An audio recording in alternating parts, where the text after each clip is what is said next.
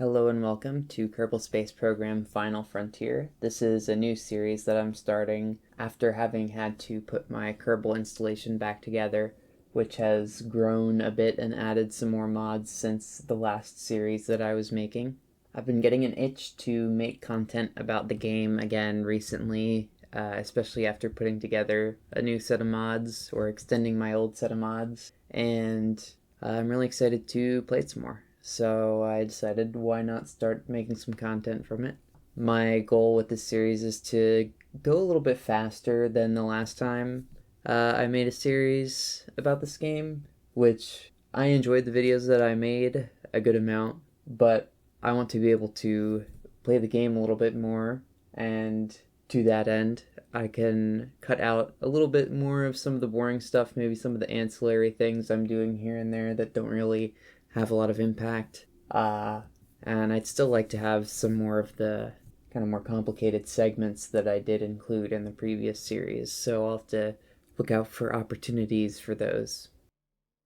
The goal of this episode is to get a Kerbal into orbit as quickly as possible so that I can get that ticked off the list and start moving on to bigger and better things. The first contract I'm going to take for the entire playthrough is this Exploration Plus contract to get some science and launch the first vessel. I put together the kind of classic starting rocket at this point of just the Mercury pod, a flea, a cone chute on the top, and a science mystery goo container for the first mission.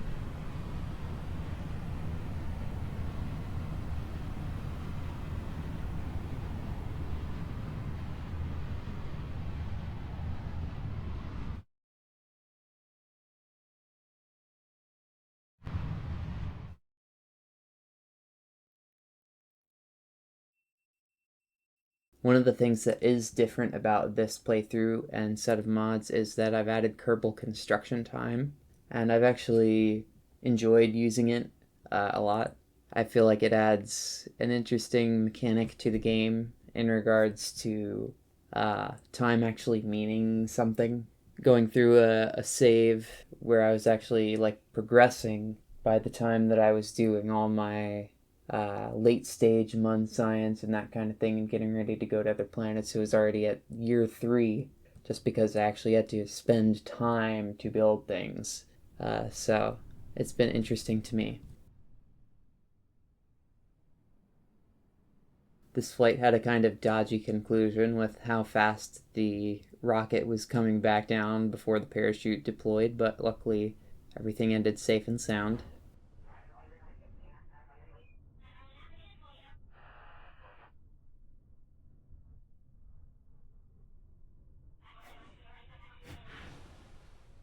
With a little bit of science that we got from that mission, I'm going to unlock Engineering 101 to get the radiation scan and the thermometer, and I'm going to get basic rocketry while I'm at it.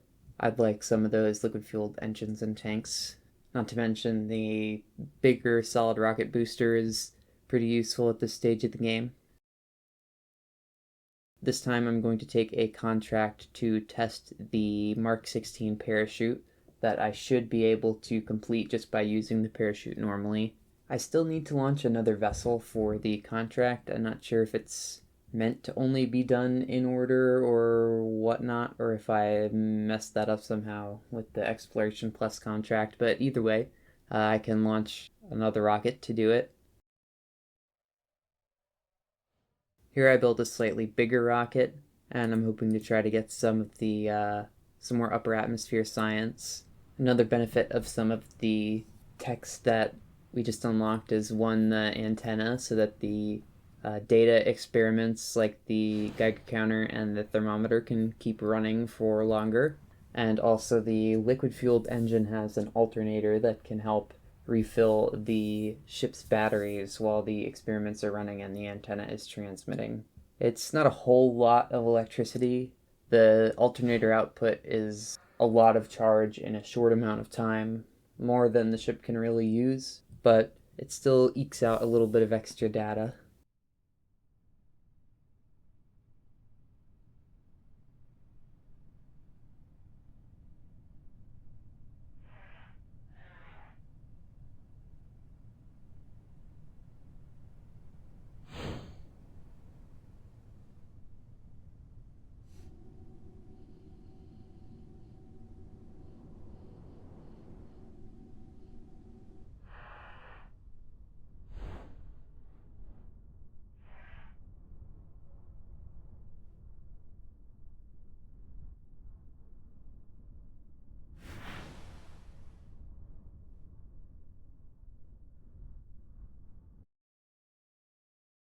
After that flight, I have enough science to unlock survivability, which has the barometer, some heat shields, and some other odds and ends in it that I would like.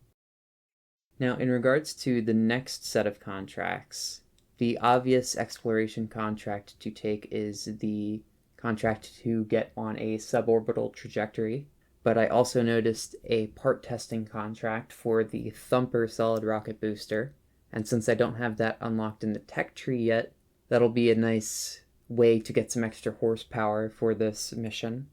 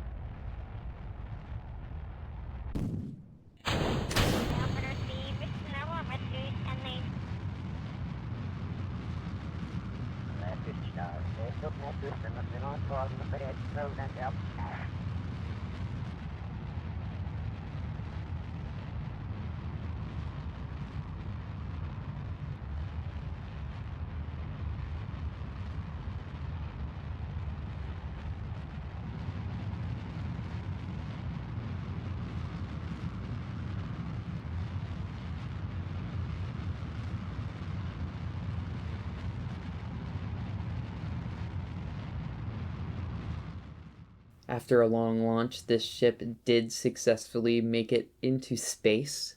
It's not anywhere near being in orbit yet.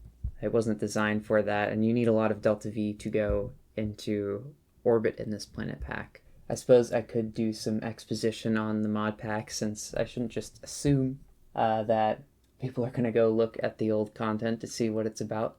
But among the host of other mods, I'm using the JNSQ planet pack, which is about 2.5 times the stock scale, or a quarter of real scale, and a rocket needs a little bit less than 5,000 meters per second of vacuum delta V to get into orbit from the surface of Kerbin at this scale, which can be quite difficult to do early in the game. This time after the capsule splashdown, I waited until the drive was full and then had Valentina get out on EVA to do a little bit more science. After picking her up, the capsule can be left until it about runs out of battery or runs back out of disk space, and can then be recovered in the tracking station to eke out a couple more science points. It is a very kind of ridiculous micromanagement, but that tends to be part of how I operate during the very, very beginning of a playthrough. Now, I really want the basic science tech because it has batteries, a basic probe core, a fuel cell, amongst other odds and ends. It's a very go-to tech for me early in the game. It's usually like one of the first 45 cost techs that I get, which I don't have nearly enough points for, and I decided to pick up the general rocketry tech so that I would have permanent access to the Thumper. After that, the next contract that I really have to do is another Exploration Plus contract, which is the one to orbit Kerbin. As it would turn out, there was another contract to test the Thumper at the launch site that showed up here, and I ended up taking that just because it would be easy to achieve at the same time. I did a quick contract in between these two, which was a part test contract for 2 parts at the launch pad, which isn't very riveting, but it did provide a little bit of extra money. That money will be important because getting a Kerbal into orbit in JNSQ, I find at the beginning of the game, is very difficult to do with only 18 tons to work with. However, by managing how much money I'm spending on the rocket and how my contract advancements are shaping up. Very particularly, I was able to afford the launch pad upgrade, which increases the weight limit dramatically. That made it possible to make a much bigger rocket. I here used the small liquid fuel and oxidizer tanks too that you get from the previous tech rather than the new ones, because the margins were so tight that I didn't want to spend the funds on unlocking new parts just yet.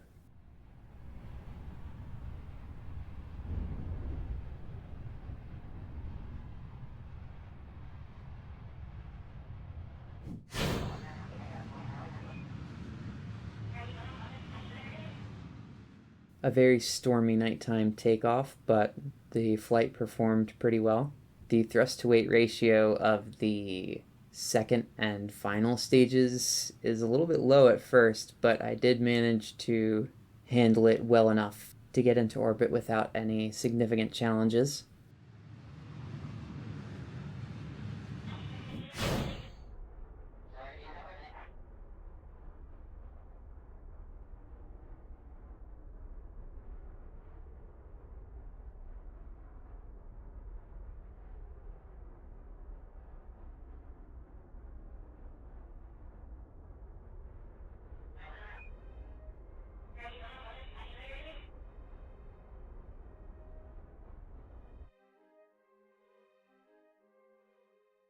I got a little bit of the mystery goo science from low space, as well as getting the crew report and temperature scan, but the vessel didn't really have a lot of electric charge, which comes back to what I mentioned about the basic science tech and getting batteries and fuel cells.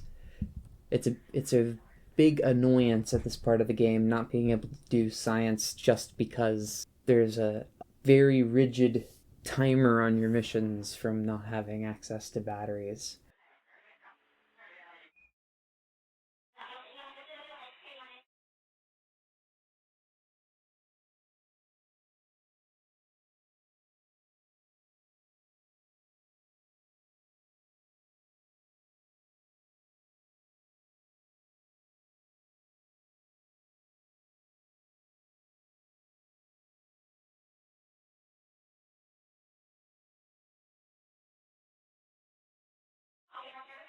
Watching the reentry reminded me that I am interested in trying out the new Firefly mod, the reentry effects mod that's been making a big hubbub.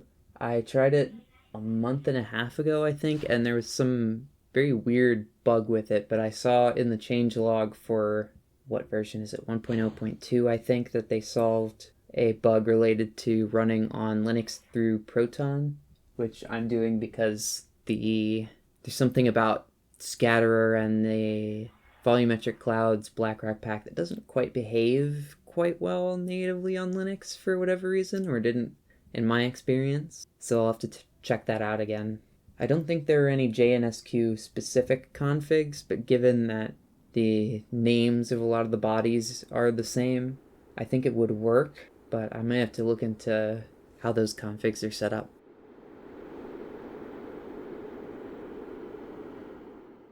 And with that mission completed, we've finished our goal of getting a Kerbal into orbit. Unfortunately, I only have 35 science points, which is not enough to get the basic science tech. But there is definitely some more science that I could do, especially with the barometer, to make up the difference. Start getting onto some of that science and some of those mechanics. In any case, I felt like this start went off pretty smooth without too much of a hitch. I'm very happy about that. And stay tuned to find out how I'm going to go get myself that basic science tech.